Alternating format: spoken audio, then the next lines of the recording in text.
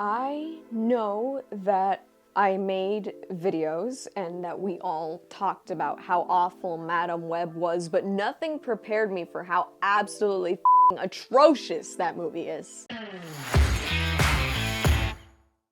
Hi y'all, SnarkyJay cosplay here.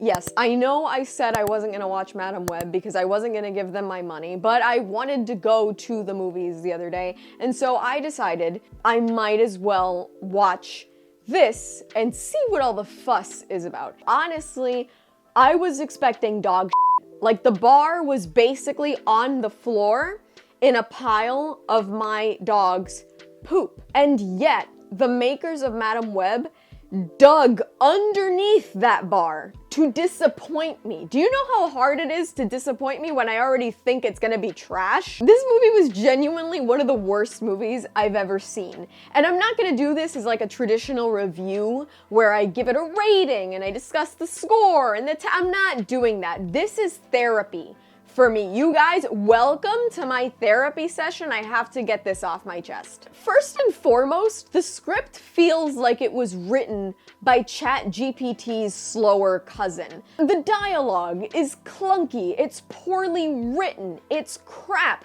and yet somehow the dialogue is made even worse by how terrible most of the performances in this movie were. I didn't think it could get any worse, and yet it did. Our four protagonists literally feel like they're taking turns to see who can be more f***ing annoying. I had a lot of pet peeves in this movie, but every time I had to watch Sydney Sweeney in her very conservative little schoolgirl outfit doing this Hallmark way of taking off her glasses, allow me to demonstrate. Who the f*** takes off glasses like that? Was that an acting choice? Did she learn from the school of Hallmark garbage, or was that a directing thing? I've never seen anybody take off glass, like with the side of their hands, just...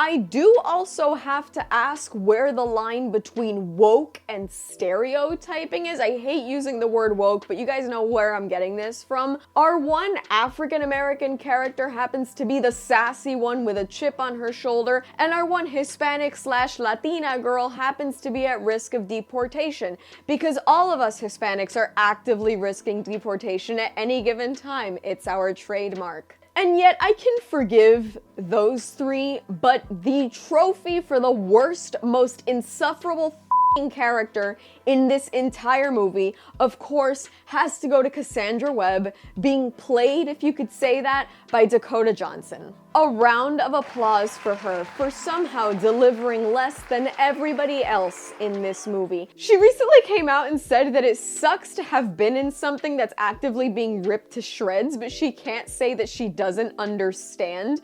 Can we also acknowledge that she's like 50% of the problem? The performance that she delivers is half-assed. It's got like 15% of the emotion it should have. She literally seems like the script got dropped into her lap and she didn't even bother. I mean, maybe that's what you're allowed to do when you're not on the set of 50 Shades of Grey and your dad is Don Johnson. She delivered a dog shit performance, still cashed a check, and is probably gonna be cast in something else, right? So who the cares? Our villain, Ezekiel Sims, feels like an absolute caricature. Not only is he supposed to be super smart and super strong, yet gets defeated by the daughter of the guy from Miami Vice and 3 unstable teenage girls. But his motivations were about as interesting and well delivered as the guy from Lazy Town. Don't let your kids watch it! May he rest in peace. Not to mention 90% of the time that he's talking, his lips actually don't even match the dialogue because you can tell that they basically had him dub all that in post. I feel like that's really f***ing distracting and a terrible thing to keep in any video. And can I just say that watching him, the big bad of the movie, get crushed by a falling Pepsi sign? I mean, that's almost worse than a Looney Tunes character getting crushed by an anvil that falls from the sky, right? Meep, meep.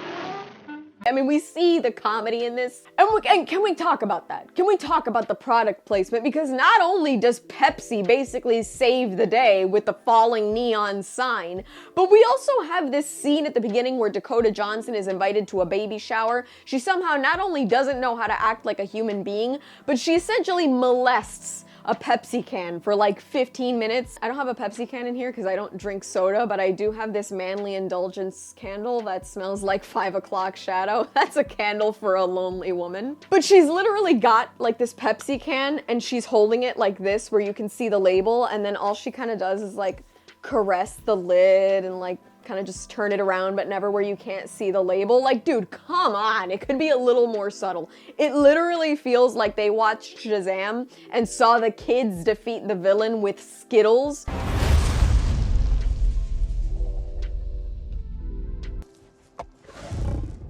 Taste the rainbow. And we're like, that's a great f***ing idea. Never mind how bad that movie flopped. Oh, I gotta light this again later. It smells so good.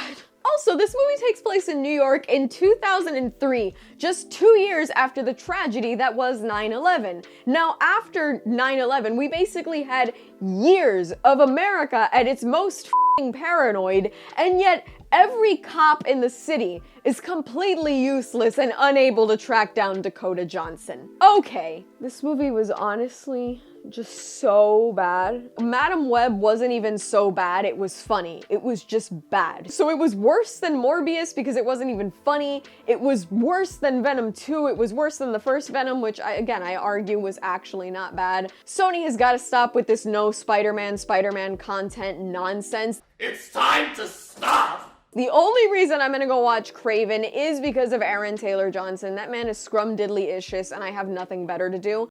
Stop it. Get some help. The only thing that got me through watching this piece of shit movie was the fact that I knew when I got out I was gonna be able to jot down some notes and record it and talk to you guys about it, and that was the only thing that got me through it. This is genuinely a piece of shit. Everybody that made or worked on this movie or even got anywhere near it, if I did the catering on this movie, I would be embarrassed. That's how bad it was. I think Sony should just refund everybody that had to watch this and also get them a subscription to like some kind of online therapy thing. I don't know. If that exists, they should. I need one for more reasons than just Madam Web, but also mainly now for Madam Web. That's all from me. I've been SnarkyJay. Thank you so much for watching. Please don't forget to like and subscribe. For more SnarkyJay, be sure to check me out on Instagram, and if you'd like to support me, this channel, and my content creation, do consider subscribing to my Patreon. It would really help me out. I'll add links to both of those in the description below, and let me know your thoughts on Madam Web in the comments below.